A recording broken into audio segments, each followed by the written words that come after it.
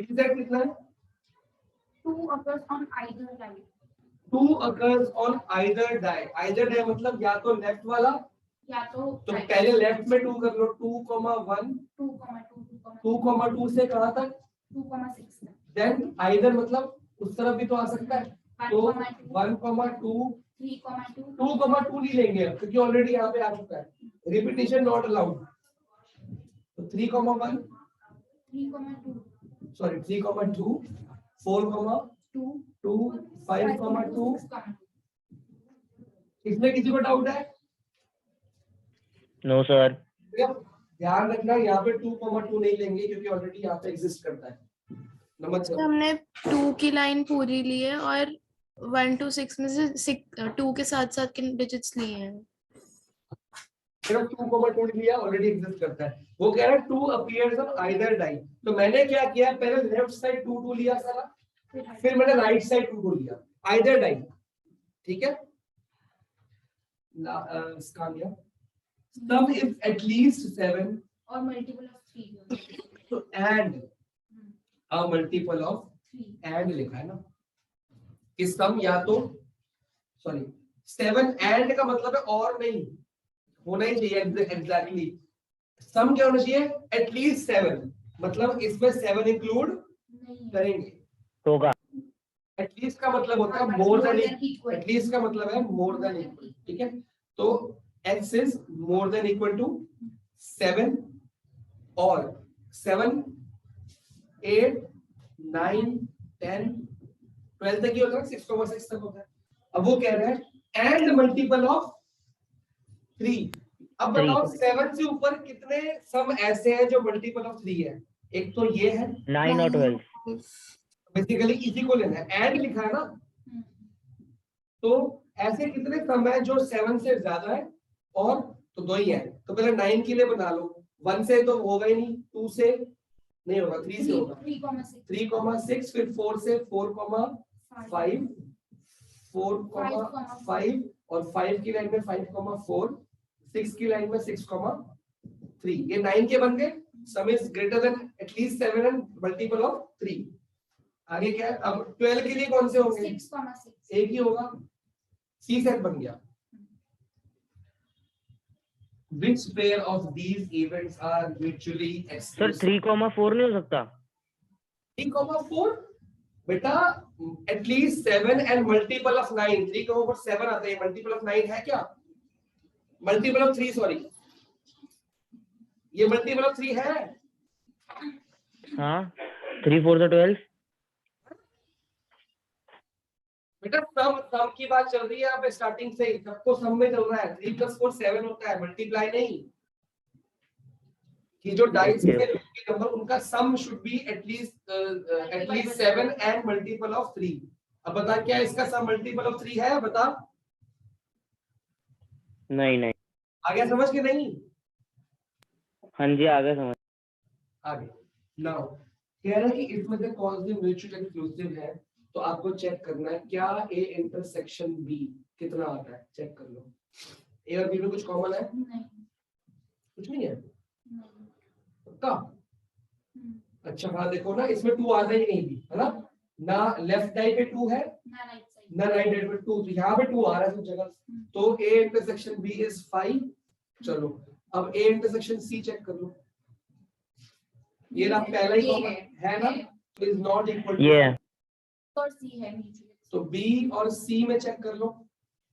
देखो इसमें 2 कहीं नहीं आता है ना, तो यहाँ सिर्फ 2 वाला नंबर है. ये लेफ्ट में 2 या राइट में 2, इसमें 2 कहीं नहीं आता, तो यहाँ भी 5 है. तो therefore A and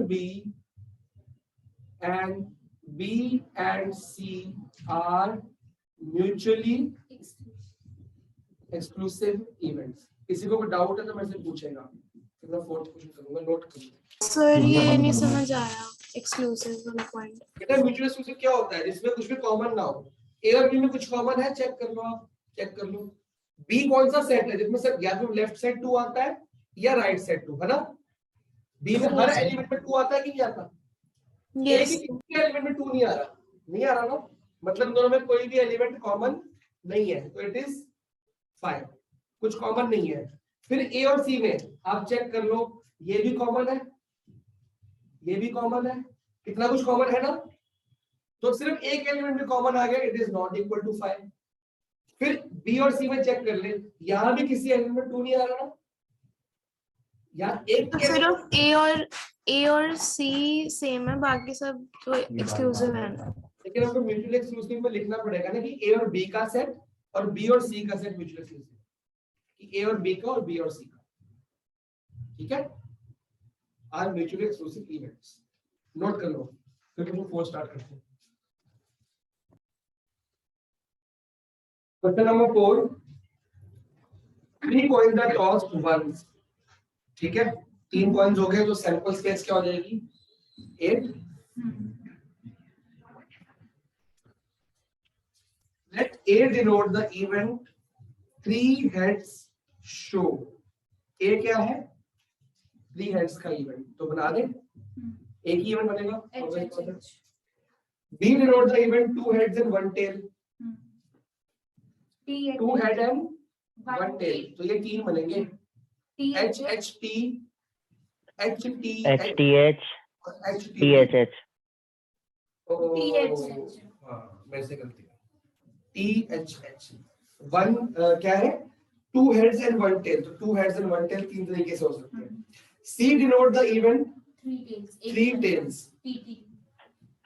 T T T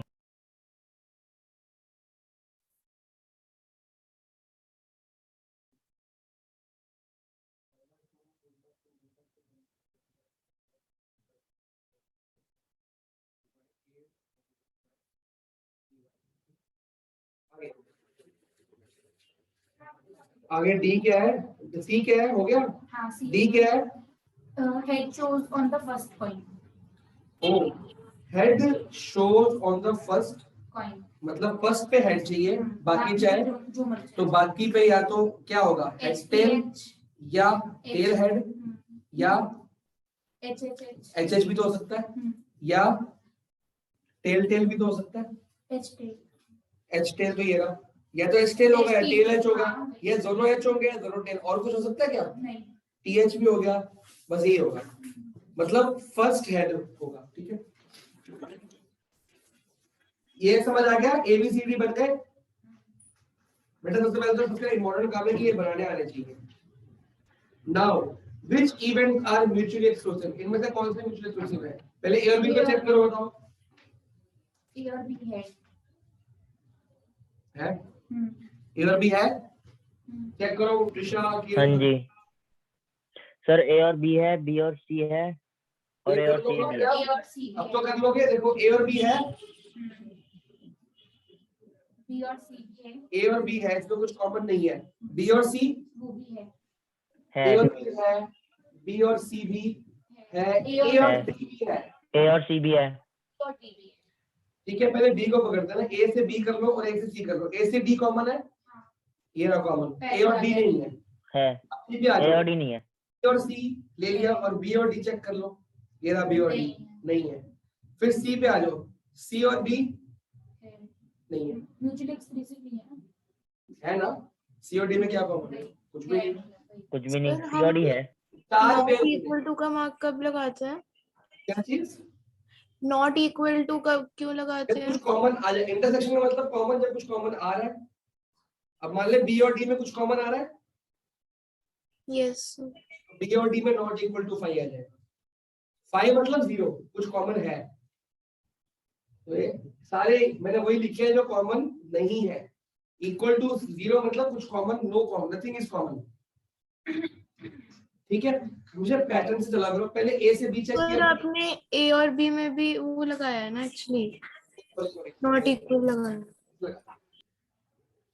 देखो पैटर्न चल रहा है क्लियर, पहले ए को पकड़ लो, पहले ए बी चेक करो, फिर ए सी, फिर ए डी, ए खत्म हो गया, फिर बी ए चेक करने की जरूरत नहीं पड़ेगी, वापिस जाना ही नहीं है, बी सी और बी डी, फिर सी डी, ऊपर नहीं जाना क्योंकि ऊपर वाले हो चुके वाले, मुझे पैटर्न फॉलो करोगे ना, कभी कुछ बचेगा नहीं, छूटेगा नहीं, वरना क्या होगा 3 बना दो ये बची जाए या ये बच जाए, हमेशा पैटर्न फॉलो करो, कभी गड़बड़ नहीं होगी। The first part is complete. Sir अब सिंपल सिंपल इवेंट कौन सा होता है, सिंगल ए सिंगल और सी, तो मतलब सिंगल, ए और सी है। ये आपका सिंपल है और C. ये कंपाउंड है। सर कंपाउंड इसमें मतलब बी एंड सी भी होगा ना क्या? एक्सक्लूसिव? ठीक है, सिंपल ये क्या हुआ? Compound. कंपाउंड। फिर ये क्या हुआ? Simple और वो compound. फिर कंपाउंड। कंपाउंड मतलब मोर देन वन, सिंपल मतलब One. Only one. ये वन इवेंट ऐसे रखते हैं। आगे अच्छा कंपाउंड तो हो गया, थर्ड पार्ट हो गया, मतलब कुछ और है। अगला नोट क्या है? Fifth question. तो 6 का एक बार 6 का 8. ये नोट कर लो पहले, फिर मैं आगे बढ़ूं। फिफ्थ में क्या डाउट है कृष्णा? फिफ्थ नहीं है सर मेरा। क्या डाउट है उसका? किसी का डाउट नहीं है ना, इसलिए पूछ रहा हूँ। सर क्वेश्चन समझ नहीं आया मेरे को। 3 कॉइन्स डाउट वो है, टॉस हुए हैं, ठीक है। 2 इवेंट्स खुद बना ले जो म्यूचुअली एक्सक्लूसिव हो। पहले तो 3 कॉइन टॉस होंगे, सैंपल्स बना सकता तू? अरे यार बात करता रहना यार, है? माइक को 2 मिनट ऑन रख दे, खेल रहा है माइक से ऑफ ऑन कर रहा है। आधी बात तेरी माइक ऑफ ऑन करने में सुनाई नहीं देती। 2 मिनट ऑन ही रहने दे, बात कर पूरी। हाँ जी सर बोलो। मैं कह रहा हूँ माइक को ऑन ही रहने दे, कंटिन्यूअसली बात कर ले, फिर एक ही बार ऑफ कर दियो। सर पीछे से थोड़ा शोर है इसलिए। आप बोलो, मैं सुन रहा हूँ। तो ये बता, 3 कॉइन्स टॉस करके सैंपल स्पेस बना सकता है? नहीं होगा, कुछ कॉमन नहीं होगा। तो ये म्यूचुअली तीनों events A B and C are mutually exclusive, और जब मैं इन तीनों को ऐड कर दूंगा, यूनियन कर दूंगा, आप चेक कर लो तो सैंपल स्पेस बनाएंगे। यूनियन बी यूनियन सी ऐसा आएगा कि नहीं आएगा? आ जाएगा आएगा। तो ऑब्वियस बात है फिर ये एक्सक्लूसिव भी है और एग्जॉस्टिव भी है। थर्ड पार्ट क्या कह रहा है? 2 इवेंट्स बनाने हैं जो म्यूचुअली एक्सक्लूसिव क्या हो ना नहीं। हो। तो कोई भी बना लो यार, उसमें क्या दिक्कत है? मतलब बना लो, एक बना लो, ठीक है सर, अब हो जाए। 1 हेड बना लो या 3. और बी बना लो 1 टेल। नहीं 1 टेल में तो हो जाएगा, 2 नहीं तो सेम ही आ जाएगा ना। एक बना लो 1 हेड, एक बना लो एट लीस्ट 1 हेड। अब बताओ 1 हेड में और एटलीस्ट 1 हेड में 1 हेड कॉमन आ जाएगा कि नहीं आ जाएगा? आ जाएगा, 1 कॉमन आएगा। बस ये तो खुद, मतलब ये नहीं, इसका जरूरी नहीं कि आंसर आपका एनसीईआरटी से मैच कर जाए। आपको अपने अपनी क्रिएटिविटी दिखानी है कि आप ऐसा कुछ ढूंढो। ठीक है सर। तो कर पाएगा ना? हाँ जी सर, अब हो जाएगा। ये इतना ही नहीं है खाली 1 हेड लिख के छोड़ा एग्जाम में। 1 हेड मतलब वो एग्जैक्टली पूरा सेट ना हो, HTT THT TTH, ठीक है सर ये हाँ जी सर। हेड वन हेड लिख के उसके बाद HTT ये सब भी लिखना है ना आगे? हाँ वही तो मैं कह रहा हूँ, खाली ये लिखने के छोड़ना नहीं है, पूरा सेट बनाना है। ए सेट हुआ HHH, सॉरी TTT, ये 1 हेड मतलब HTT THT TTH, पूरा सेट बनाना है उसके बाद। ठीक है किरण? तो बाकी ट्राई करियो, फिर मैं देखता हूँ। क्वेश्चन नंबर 6 पे आ जाओ। ठीक है सर, जो डाउट होगा मैं नेक्स्ट क्लास में पूछ लूंगा या कल पूछ लूंगा। मैं ले लूंगा, पर एक आइडिया लगा होगा कि करना क्या है हमको। क्वेश्चन नंबर 2 हाँ का जी सर, आइडिया आ गया कैसे। नंबर 2 का क्वेश्चन पार्ट। चलो, E is an even number greater than 4. अच्छा क्या है? Dice is thrown, describe the following events, बताता हूँ। Now question number 6।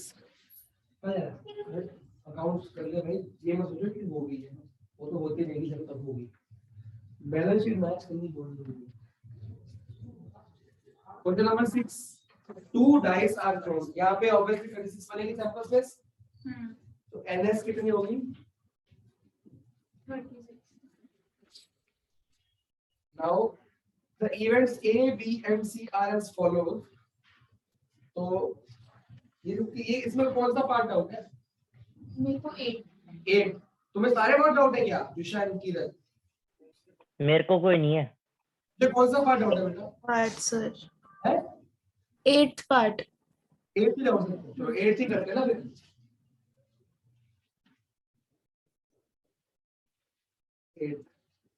8 पार्ट में क्या है? A intersection not B complement intersection C complement. सबसे पहले मेरे को A बताओ क्या है? गेटिंग एन इवन सर सारे even numbers, first even drive number मैं समझ सर गया 2 से लेकर number on the first drive तो मतलब 2,1 वन फिर से लेके 2,6 2,6 तक, 4,1 से 4,6 तक, 6,1 से 6,6 तक। 1 से 6,6 ये बन गया तुम्हारा A A what is B B odd sir B में फर्स्ट से ऑड आना चाहिए। First die die B sir था 1, फर्स्ट डाई तो बी कॉम्प्लीमेंट क्या होगा मतलब बी को नहीं लेना सिर्फ ए सैंपल स्पेस में से बी कॉम्प्लीमेंट होता है s माइनस बी तो पूरी सैंपल स्पेस में कितने एलिमेंट्स थे 36 बी में कितने एलिमेंट्स हैं सर बी कॉम्प्लीमेंट ए होगा। Getting an odd number on the first die तो 3 की लाइन 5 की लाइन और 1 की लाइन तो 1 की लाइन हो गए 18 एलिमेंट्स टोटल कितने एलिमेंट 36 मतलब आधे एलिमेंट्स आएंगे तो मतलब ए पूरा ही आ गया ना बेसिकली इवन ऑड नंबर के चाहिए इवन तो आएंगे तो मतलब 2,1 से 2,6 ये सेम हो जाएगा 6,6 तक जाएगा क्या मैं इसको इक्वल टू ए लिख दूं पिछले समझ आया क्यों ये बन गया सर नेक्स्ट पार्ट नहीं समझ आया बी नहीं सर, है क्या वैली यस और नो नहीं समझ आया। बी क्या है getting an odd number on the first die 1 से 1 6 1 से 1 6 2 से सॉरी 3 से 3 6 और 5 से 5 ठीक है तो बी कॉम्प्लीमेंट क्या होगा जो सैंपल स्पेस में आते हैं लेकिन बी में नहीं आते है ना तो कौन सी लाइन बच गई 2 की लाइन बच गई 4 की लाइन यस और 6 की लाइन 3 लाइनें बची ना तो ये देख 2 की लाइन 4 की लाइन और 6 लाइन एक तो बन गया ठीक, क्लियर हो गया यस सर। चलो now what is C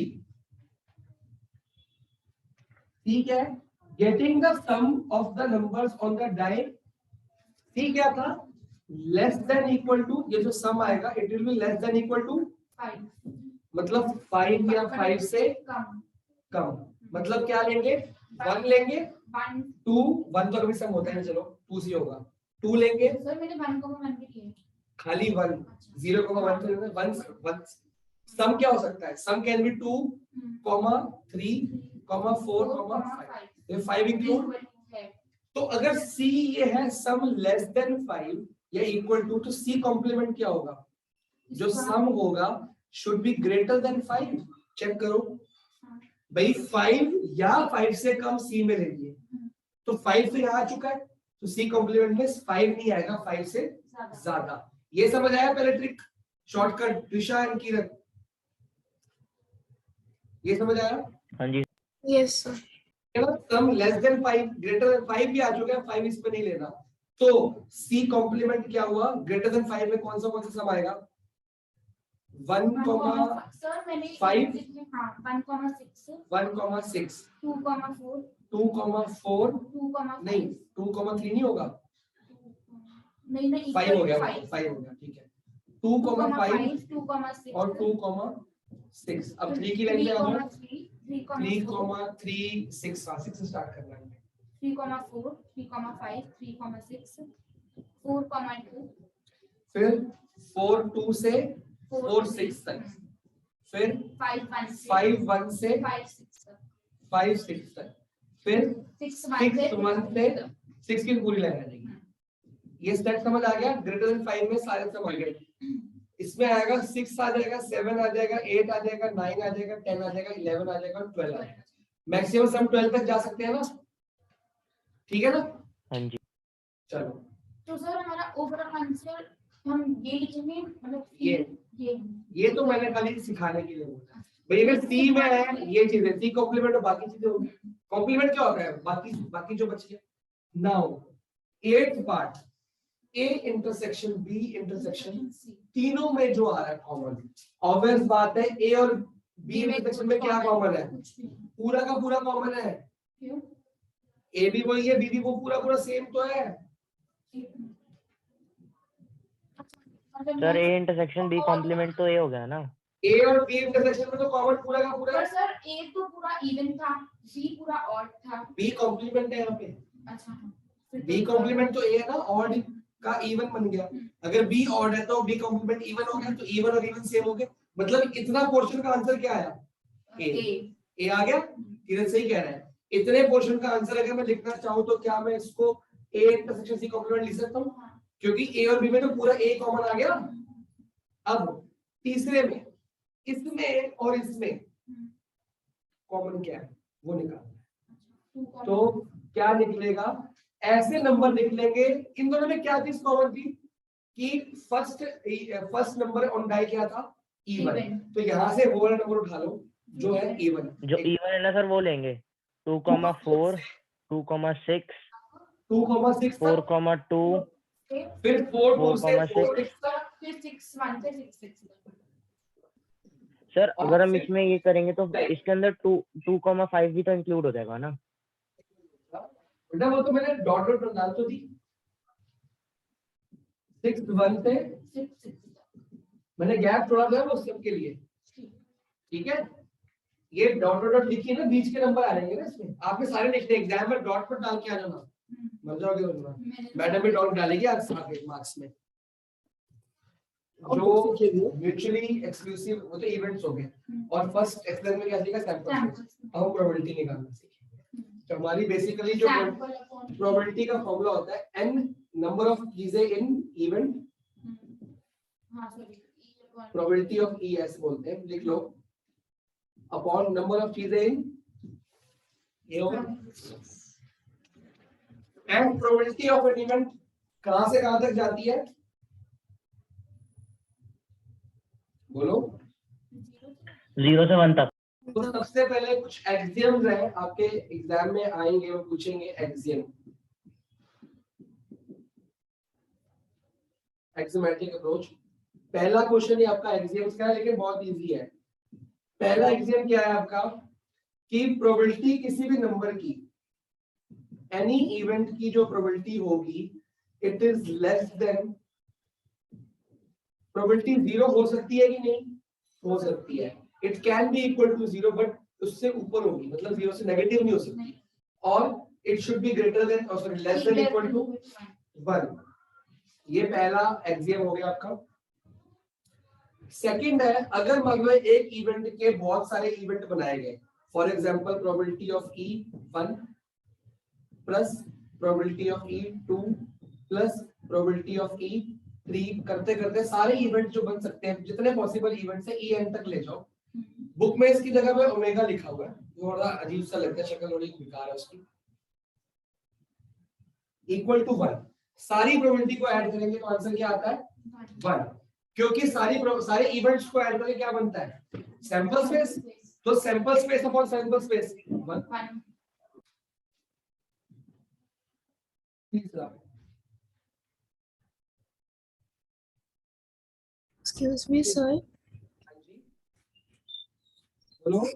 PNC जब हम कर रहे थे तो उसमें n फैक्टोरियल और फैक्टोरियल नोटेशन एक ही बात होती है ना? तो यहाँ पे कहाँ पे आ गया, वो एकदम से आया ना माइंड में, अपने प्लस प्लस क्या पूछ रही है फैक्टोरियल नोटेशन और n फैक्टोरियल।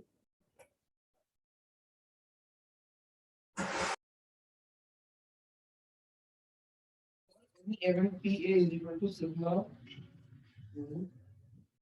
लिखने की जरूरत नहीं है आपको। आगे आ जाओ, एग्जांपल नंबर 9 करा लो।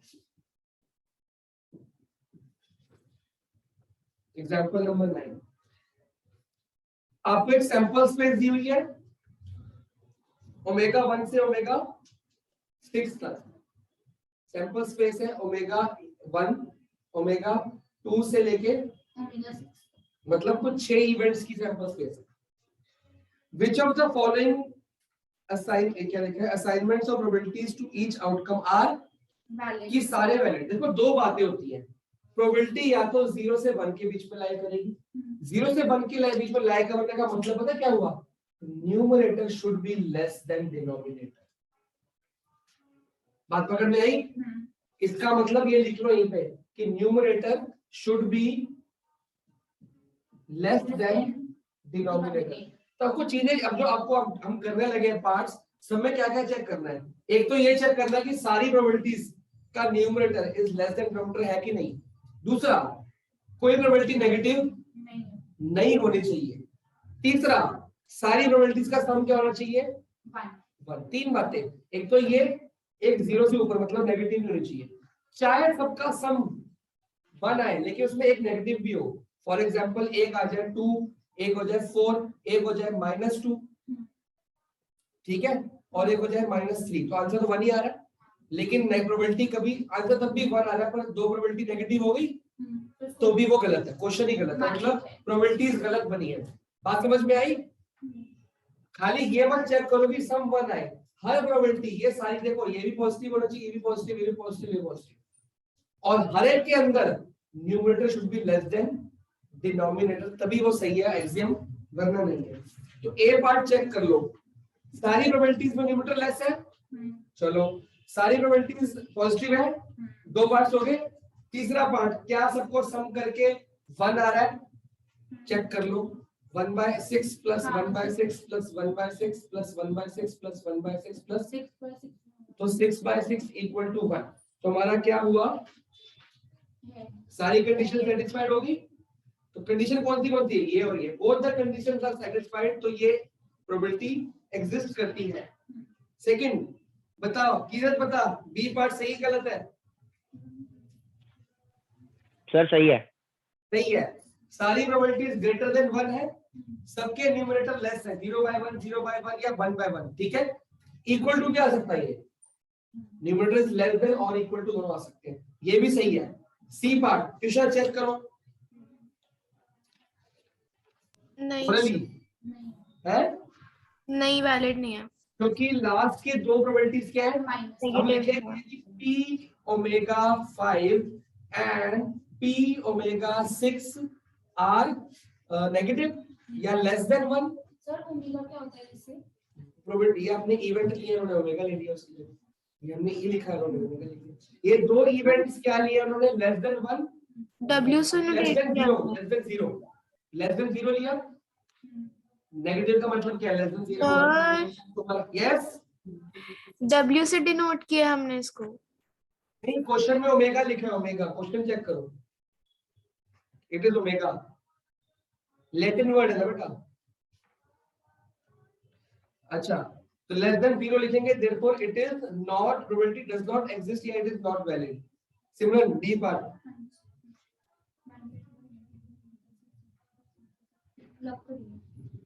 जो प्रोबेबिलिटी ओमेगा 6 की है, numerator is greater than denominator, जिसका मतलब जो प्रोबेबिलिटी है वो क्या है? ग्रेटर देन 1 हो गई। 3/2 को कितना आ रहा है? 1.5, तो it is greater then 1, it also does not exist. Clear हो गया? क्लियर? लास्ट वाली ई पार्ट क्लियर? हाँ जी सर, एक मिनट दो। आपको समझ आ गया? ये लेस देन 0 है नेगेटिव, इसमें ग्रेटर देन 1 आ रही है प्रोबेबिलिटी। सर ये नहीं होगी। ऑब्वियस बात है, अगर मैं इनका सम करता हूं, इट इज ग्रेटर देन 1, जो सम बनेगा वो 1 से ऊपर जा रहा 2.1 है, समथिंग तो का ये आ वाला रहा है। एक्सियम ब्रेक हो रहा है, वायलेट हो रहा है, सेकंड एक्सियम इज वायलेटेड। अब ये समझ आ गया आपको? Can you do question number 1 given on page number 403 404 अपने आप ऑन योर ओन? सर इसको ऐसे ही लिखना है, रीजन। नहीं, इसको ऐसे नहीं लिखना, वो एनसीईआरटी में लिखा है ना कैसे लिखना है, आता नहीं है ये, पर फिर भी आए तो कैसे लिखना है। तो कौन सा क्वेश्चन? क्वेश्चन नंबर 1 सर कर लेंगे। कर लोगे घर पे? हाँ जी। हाँ जी सर, मैं कर लूंगा।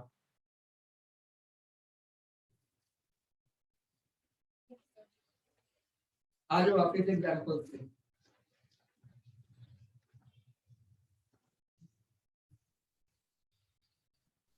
Sir example number 10।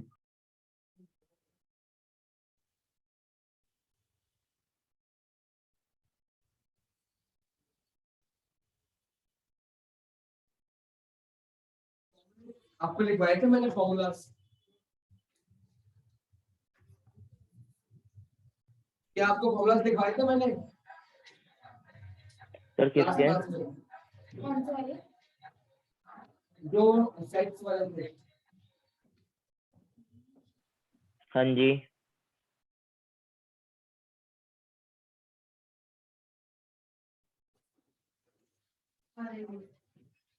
अगर लिखिएगा तो ठीक है, नहीं तो लिखो। अगर probability of A union B निकालना है, we'll get probability of A plus probability of B B minus A A union B. intersection। Oh हाँ, ए इंटरसेक्शन बी। ये लिखा नहीं है तो लिख लो। और ऑब्वियस बात है, अगर इंटरसेक्शन निकालना है तो वो नेगेटिव से यहाँ पॉजिटिव आ जाएगा और यूनियन कहाँ चला जाएगा, वहां पे। और भी लिखो, what is A union B? A B A और बी दोनों। बी। तो क्या मैं probability of A plus probability of B minus A कह सकता हूँ? ऐसे तो नहीं आएगा ना, डायग्राम बना के दिखाओ।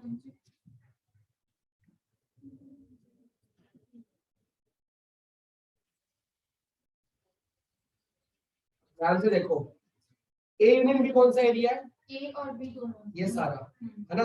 हम्म, अब इसमें ए भी लिया आपने, बी भी लिया और कॉमन एक बार माइनस कर दिया, बन गया सही। अब वो कह रहा है probability of A, what is probability of A? इतना पोर्शन, इतना portion plus B minus A, B में से ए को, बी में से ए को हटा दो तो ये वाला बना। तो ए के अंदर सिर्फ बी माइनस ए वाला ऐड करो तो ए यूनियन बी आया कि नहीं आया? आया कि नहीं आया? क्या कहते हैं, क्लियर समझ आया? इस पूरे ए में बी माइनस ए ये वाला एरिया है, ऐड कर दो तो we'll get A union B. Clear समझ आया? कहां चला जाता है बीच बीच में? नहीं सर, समझ नहीं आया? नहीं मैं एक्चुअली वॉशरूम चला गया था। ये गलत बात है यार, दोबारा देख। ये फॉर्मूला हमने प्रूव भी तो किया था फर्स्ट सेट्स में, ये देख। हाँ जी करा था। व्हाट इज ए? ए पूरा पोर्शन हो गया क्या होगा यहां तक सारा? हाँ जी तो बी माइनस ए कौन सा है कि बी में से ए हटा दो, मतलब ये वाला। हाँ। तो इन दोनों को जब मैं ऐड कर दूंगा तो ए यूनियन बी आ जाएगा कि नहीं? आ जाएगा? हाँ जी आ जाएगा बिल्कुल। तो ये फॉर्मूला लिखो सेकंड वाला। डायग्राम बनाने? नहीं समझाने के लिए, बस ये पता होना चाहिए। अगर आपको आ जाए तो ये आपको वैसे पता होना चाहिए व्हाट इज दिस। अगर ये ए है, ये बी है, तो ये कौन सा एरिया है? A minus B.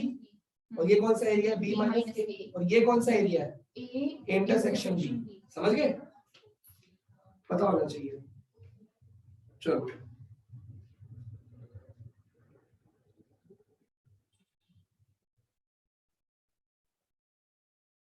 आगे बढ़े। और भी फॉर्मूला है कि प्रोबेबिलिटी ऑफ एन इवेंट के होने की एंड प्रोबेबिलिटी ऑफ इवेंट के ना होने की कॉम्प्लीमेंट, या तो होगा या तो नहीं, या तो नो, इक्वल टू 1 होती है। या तो होगा या तो नहीं। तो मतलब अगर होने की प्रोबेबिलिटी क्या है? 1 माइनस ना होने की, कह रहे राइट? या ना होने की प्रोबेबिलिटी क्या है? 1 माइनस होने की। ठीक है ना? तो probability of not A is equal to 1 minus of probability of A. लिख सकते हैं कि नहीं लिख सकते? कुछ भी लिख सकते हैं। ये आपके सारे फॉर्मूले हो गए। एक आध फॉर्मूला और यूज होगा वो जब एक्सरसाइज में होगा, मैं बताऊंगा। ठीक है, सबसे पहले एग्जांपल नंबर 10। एक ही एग्जांपल कराऊंगा और कुछ होमवर्क दूंगा। नोट कर लिए फॉर्मूलास? Yes sir.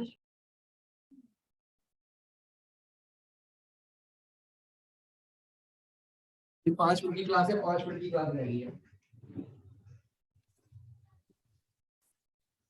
चलो, one card is drawn from well shaped card of 52 cards. तो एनएस कितना हो गया? 52। If each outcome is equally likely, मतलब रैंडमली कुछ भी आ सकता है। Calculate the probability the card will be diamond. Diamond. तो पहले ए बनाओ सेट। डायमंड कितने होते हैं? 13 होंगे। तो प्रोबेबिलिटी ऑफ ए कितना हुआ? ये फर्स्ट पार्ट। प्रोबेबिलिटी ऑफ ए क्या हुआ? 13/52। कोई दिक्कत? सेकंड पार्ट, ये तो हम 12th में सॉरी 10th में करके आया था काम, बस उसको सेट्स की फॉर्म में। नॉट एन एस, बी क्या बना गया एक even, let B is equal to not S. S कितने होते हैं? 4 एस होते हैं ना, 4 एस। कार्ड्स के बारे में पता है कि नहीं पता सबको? ट्यूशन की मेरे को पता है। Yes sir. नॉट एस, अगर एस 4 है तो नॉट एस कितने होंगे? 52 में से 4 हटा दिए 48 by 52। एनपी निकाल लिया हमने।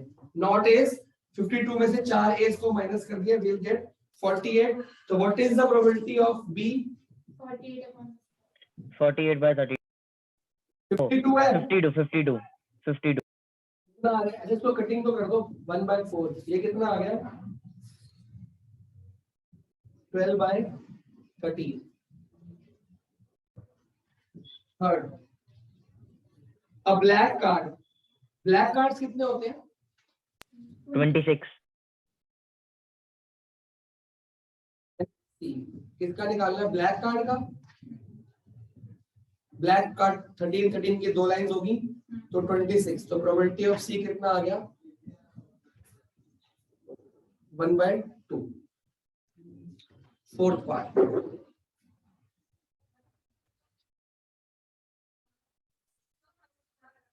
नॉट अ डायमंड, है ना? 52 minus 13। पहले लिखना पड़ेगा ना, नॉट अ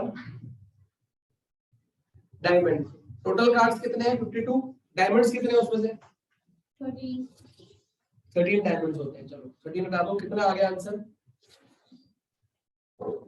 जल्दी। 39। बुक का मैसेज 39 हमारा में अलग है, जो क्लिक कर जाए। हम तो जैसे कर रहे वैसे ही। प्रोबेबिलिटी होगी। देखो एक छोटी सी बात सुनो, फर्स्ट पार्ट में क्या था? डायमंड। ये क्या है? Not a diamond. तो मैंने सिखाया था प्रोबेबिलिटी ऑफ होने की और ना होने की क्या होती है? 1 1 minus 1 1 upon में से 1/4 करोगे 3/4 वैसे भी आ जाएगा। ये ऐसे भी कर सकते हो, जो एग्जाम में क्लिक कर दो, दोनों मेथड ठीक है, कोई रूल नहीं है ऐसा। आगे नॉट, क्योंकि एग्जाम में जरूरी थोड़ी है कि पहले आपको डायमंड वाला पार्ट दिया हो, डायरेक्टली ये पार्ट दिया हो, तो ऐसे ही करोगे ना। Not a black card, black card की ये प्रोबेबिलिटी है। हाँ जी। तो नॉट अ ब्लैक कार्ड मतलब क्या बोल रहा है? ये बोल रहा है प्रोबेबिलिटी ऑफ सी नॉट बोल रहा है ना। तो 1 minus 1 2 कर दो ना, या 1 minus प्रोबेबिलिटी ऑफ सी लिख दो, या डायरेक्टली लिख दो कि हमने ई एक बना दिया, नॉट अ ब्लैक कार्ड तो रेड कार्ड होगा ऑब्वियस बात है। 13 हो गए 26, तो 1/2 आंसर है। किसी को भी डाउट? सर रीजॉइन करना है? नहीं, रीजॉइन नहीं करना, होमवर्क लिख दो। एग्जांपल 11 और क्वेश्चन नंबर 1 से लेके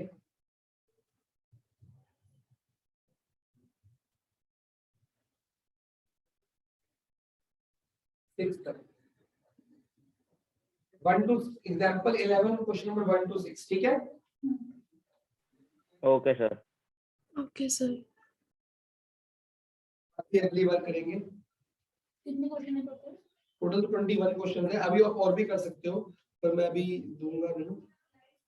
एक मिनट रुको, 1 से 6 है ना, एक सिंपल क्वेश्चन उठा लो। 7 मत करना, 8 9 सिंपल है। 10 भी कर सकते हो।